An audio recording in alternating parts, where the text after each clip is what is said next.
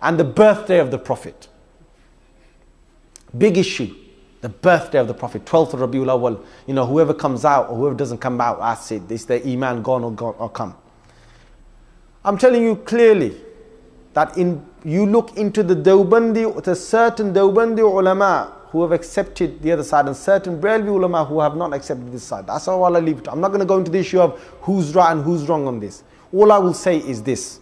With my open, wide heart, I will say this. I've never gone out and marched on the 12th of Rabiul Awwal to praise the Prophet's birthday. But I've never condemned the people who come out. You know why? Because a lot of the people who come out, they come out and their only attachment to the deen is this. A lot of these brothers, I feel sorry for them. They only have 5 attachments to the deen.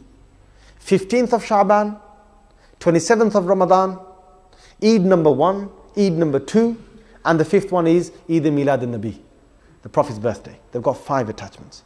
You start telling the guy, listen mate, there's no 15th of Sha'ban, it's bid'ah. So you got ding! He's only got 4 left, 4 connections to the deen. You don't, brother, you know what? 27th of Ramadan, yeah, it could be Laylatul Qadr, but you know what? It could be any one of the other 9 nights. Was this true? Is it worth for me gambling 10%? Nah, it's alright, don't come. Ding! 3 left. Say, don't come on the, Sahabas never celebrated this, that, Milad al-Nabi, and you start giving him all that thing, and then he'll stop that. He's got the 2 Eids. All you're going to see this brother doing is he'll come to Eid prayer with his cool hairstyle. You know what I'm saying, like, brother. He come in, he in the back row, he no do no wuzu, brother. He just stand there, he want to see his mates. I want to come out, they gonna pump the music outside. The guy don't know no deen.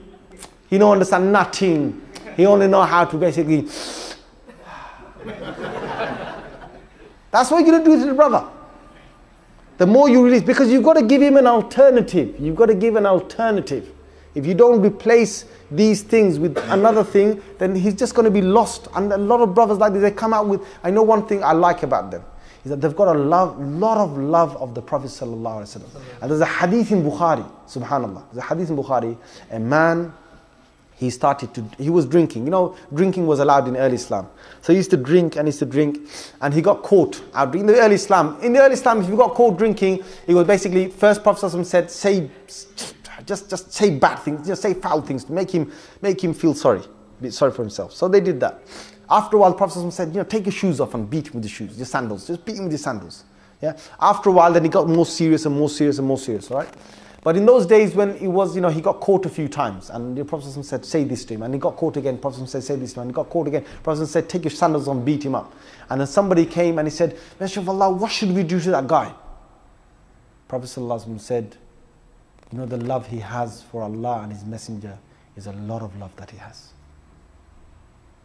He has a lot of love for Allah and His Messenger in his heart.